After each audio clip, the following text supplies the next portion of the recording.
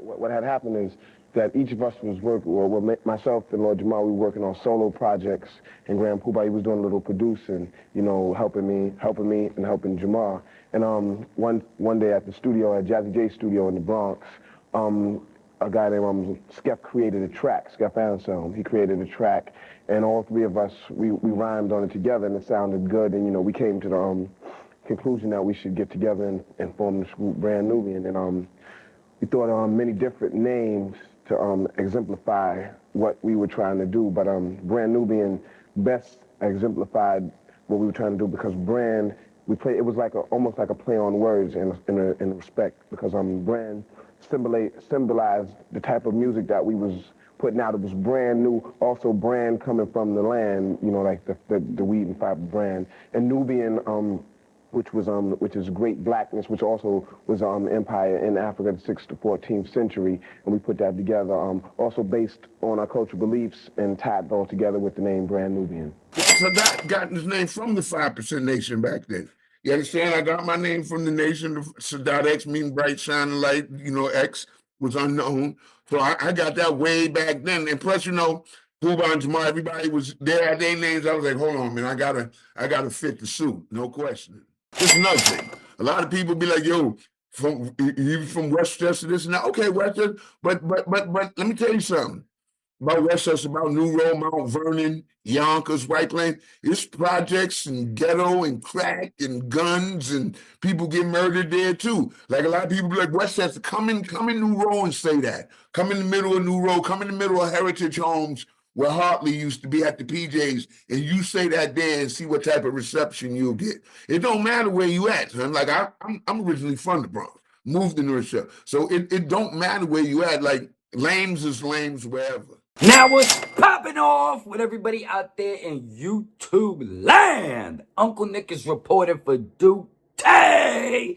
It's a beautiful Sunday afternoon, you know what I mean? It's kind of brick outside, so Uncle Nick is indoors, holding it down for the crown. Gonna speak with my chest, you know what I'm saying? I'm gonna do my 1-2. If you ain't picking up what I'm throwing down, you're a mental midget or something like that, you know what I mean? You got static in the attic, your elevator doesn't go to the top, then you need to exit stage left, you know what I'm saying? Or your daughter John Crow's Pawn Road toward Pier Walker, you know what I'm saying?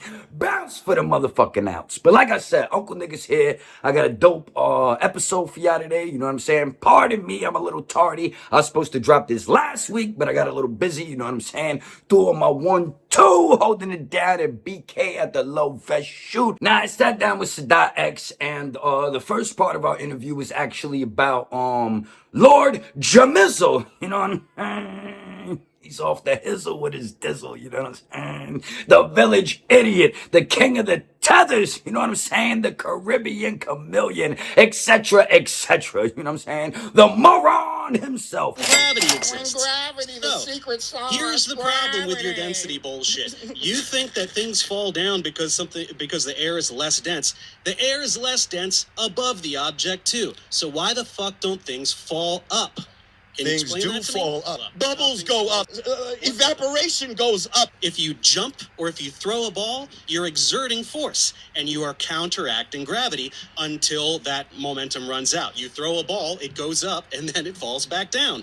Why do things fall down? Light things will rise. Only with wind, Dense. which is a No, force. it's not only with wind. Things don't float. Nothing Why floats. doesn't a ball fall up? The air Because above the ball it is less dense. I had to see what Sadat X thought about the situation, and how he was getting down, how he was, behaving on the internet, how he was talking and shit like that. And his ass backwards, nonsensical conspiracy theories had just hit an all-time high, you know what I'm saying? So he broke it down, what he thought about it, etc., the Fat Joe situation, this and that. And it was a good piece, man. And I want to shout out everybody who came through, that hit the subscribe button, that liked, that shared, you know what I'm saying? Just showed love, commented, you know what I'm saying? Has something critical to say, has something great to say, all that fly shit, you know what I mean?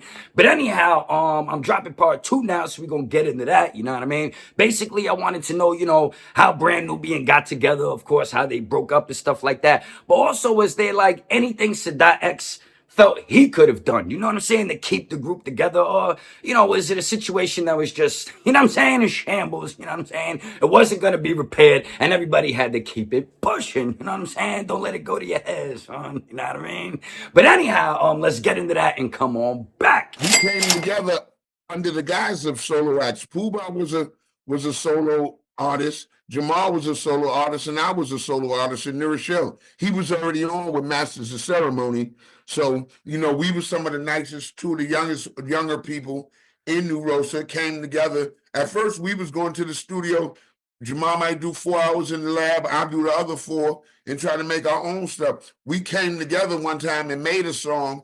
It was fly, and it took off from there. A lot of people, like, you know how you got groups, they'll be like, yo, we were struggling for 6, 7 years. It wasn't like that. We came together and boom, it was fast like that. At the time, I don't think there's nothing that could be done. Like I said, we wasn't a group for that long. You understand? So I think, you know, Pooh may have had solo aspirations, whatever, you know. It was a lot of tension from behind the breakup. You know, me and Jamal had to do something, but I'm gonna tell you about the breakup. The breakup made me be stronger and put me in the position where I'm at today. Well, how did the breakup happen, though? Like, It just at some point we just wasn't doing shows no more. He went off to do his own album. We went off to do our own album. You understand? After that, we did another album and then another one. Then I did the Wild Cowboys. That probably was my funnest. what was that, 96, 97? 95, the Wild Cowboy, because that's the album I wanted to do. You understand? That's the album where I got all my bros dudes together. We was all in the studio, giving haircuts and everything. Money Balls, Diamond, Buck, Father Time, everybody, Pete Rock. You know what I'm saying? Everybody was on that. That probably was my most funnest album by far. And that first album was a classic too, Then God We Trust, because that was an album that was to make it or break it. If we didn't do good on that album, I might not be sitting here talking to you today. That is an old song, Cool G Rap. You won't be smiling on Rikers Allen. Rikers Allen. Rikers Allen. Nori did a joint too, but for those that don't know, you know what I'm saying? All you new jacks out there, or people that don't really listen to hip hop, they just like what Uncle Nick does. Cool G Rap. Rikers Island, check it out. You know what I mean? It's not for the faint of heart. But anyhow, Sadat X, you know, certain things went a certain way with his music career. He was back out there in the streets doing what he was doing, holding it down, you know what I'm saying? Having a grand old time in the streets, you know what I'm saying? But the streets ain't got love for nobody, and eventually you're gonna have to sit in the can, you know what I mean? And when you get sent to Rikers Island, son, you never know what's gonna go down, you know what I mean? It's an off the hook place in the sense where you got desperate individuals up in there, you know what I'm saying? You got dudes with no hope, you got apex predators, you got guys going to do life, you know what I'm saying? Don't know what their next move is. Everything is, day by day in a certain sense. You know what I'm saying? Everything can be cool 1 second and booyah! Got a riot popping off or the COs are coming in, you know what I mean? It's a traumatizing experience to say the least for some people. I think everybody walks away with a little baggage on their shoulders, you know what I'm saying? But Sadat had to do a bullet on the island for a hammer. He had to swarm us. He wasn't fucking around, you know what I'm saying? Fuck around, find out you won't be laying around, you know what I mean? But anyhow, I wanted to get in depth and see what his experience was like and all that. So let's check that out. Let's come on back. You know what I'm saying? We're going to keep it pushing. And don't forget, like, share, subscribe, all that fly shit. You know what I mean? So people go to Rikers Island accused of breaking the law. But what's making headlines now is the lawlessness that exists inside the jail. Well, let me tell you something about Rikers Island, especially Rikers Island. You either going home or you going up north. You understand? So if you going home, and you came in there for drugs or guns or this and that, that's the greatest place in the world to meet somebody who's doing the same thing you doing. I think more dudes make connects on the island than everybody. Like, word? Y'all got it up here for this place? Oh, when I get out, I'm coming to see you, bro. You hook up with one of them Dominican dudes in there, Papa, I have it. Oh, word? When I come out, I'm coming to check you. Yo, you talking about hammers? Oh, I got them. My people got those. I'm coming to see you. So that was the main gist of it, politicking, making moves. But it's bugged out. They threw me in the gang house because somehow before I came, I don't know how they knew. Somebody knew that I was in the 5% Nation. Because when I came up in there, it was a blood house. You know what I'm saying? What I'm saying? It was a blood house. And as soon as I got there, there was like Murphy. come to the gate. And I go to the gate and they're like, yo, you got a package. I'm like, from who? I just got here. He was like, from somebody called the guards. I was like, oh, okay. Okay, all right. So, I got a package from the guards, some soup, some cookies, some socks, and they got me organized. And, I ain't really have no problems in there. I had one fight in there that was over the TV. You know what I'm saying? One fight, they called the captain in. It was on a Sunday, and it was some Mexican dudes. They wanted to look at, them novellas or whatever those things are called. Giants was playing. And I was like, nah. And me and dude got into it, but they called the captain. The captain came, and I thought he was going front. The captain came, he looked around. He was like, yo. Get it poppin'. And this is exactly what he said. He said, it is Sunday. He said, where I'm from, on Sunday, we watch football. Turned and walked out. But dude was like, yeah. We had to give up Wednesday, though. That was like the Spanish, the novella night or whatever the little series is called. Word up. Now, just like most people, you know what I'm saying, I was kind of thrown off when the group broke up and all that, you know what I'm saying? There's a lot of acts, you know what I'm saying, solo acts in a certain sense, a lot of groups still popping and, putting it down for the crown, you know what I'm saying? Putting their foot in motherfuckers' chest, you know what I'm saying? Dropping dope shit. It was a hardcore era, you know what I'm saying? But the fans definitely were like, yo, what the fuck? You know what I'm saying? Brand Nubian, you know what I'm saying? We really flocked with them, and now, it's all over. God damn, son. But then they came back and they did another joint, you know what I mean? And it seemed like there was hope for the group, you know what I'm saying? The fans were hype again. We were like, God damn, son, you know what I mean? Been a little hot minute, you know what I mean? But we're glad you're back and you hit us with some fire, you know what I'm saying? And then for whatever reason, the group went their own way again, you know what I'm saying? Well, the members of the group went their own way, their own paths, you know what I'm saying? We're calling, and they had to be out, son, you know what I mean? But, as a fan, you know what I'm saying? And I think most of the fans, want to know, are you ever going to get back together? You know what I'm saying? Is it possible? Is there some like unreleased material we never heard before? Do you got an EP in the stash tag? You know what I'm saying? You are going to drop like, you know what I'm saying? What's going on behind the scenes with the group as a collective? You know what I'm saying? So let's get back to the interview. You know what I mean? And let's see what Son had to say. We started talking. Again, we was talking, putting some songs down, and we did that album. Far as doing a new joint, I don't know. I don't know if people want it. I don't know if it calls for it. I don't know if musically we all three is in the same musical zone. You understand? I don't know. All I know is I'm in the lab all the time. You understand what I'm saying? So my blade is sharp. I'm all the time. You know what I'm saying? So that's what I say. Mm-hmm. So if the opportunity presents itself, you'll definitely be on board and ready to rock and roll. Yeah, hell yeah. Okay, all right. That's what I want to hear. So fans, the audience, everybody out there listening, Sadat is ready. Huh? Yeah, no doubt. No doubt. It wasn't like one person was the main catalyst. We just somehow came together because we still see each other and was talking to people, even during the breakup. Like we see and be and talk and hang out sometimes. So, it wasn't like how people try to make it be, but we just came together. We did that Foundation album, which was the main joint, and we did something on Chuck's label. I forgot the name of that album. I forgot the name of Baby Grand. It was on Baby Grand Records, but I remember them. Yeah, if that kind of like Koch a little bit. Yeah, exactly. If the opportunity presents itself, I'm with it. And I don't want the interview to be inflammatory or something like that, for him to be coming down on dudes or me asking questions or putting him in a position that, you know what I'm saying, we got to answer this way or that way. I wanted to keep it smooth, you know what I'm saying? Like I said, we talked about Lord Jamal early on. This was about him, you know what I mean? And I kind of wanted to highlight maybe the high points within his career with Brand Nubian and maybe what was like, I don't know, one of his greatest moments on stage or in the studio or whatever the case may be. You know what I'm saying? So Son came through with a pretty dope story, you know what I mean? I got to give it up to him. Salutes on 12s and all that fly shit, you know what I mean? But sit back, relax, grab some popcorn if you finished your first bucket, you know what I'm saying? And check out what the homeboy had to say. The greatest moment is probably one of my greatest moments of being in Brand Nubian is I remember we was doing 2 shows at the Apollo. The Apollo used to have maybe like an 8 o'clock show and like a midnight show. And it was I think it was us. I forgot who else, but I know Run DMC was headlining. And Rub the oak. You rub the oak, son.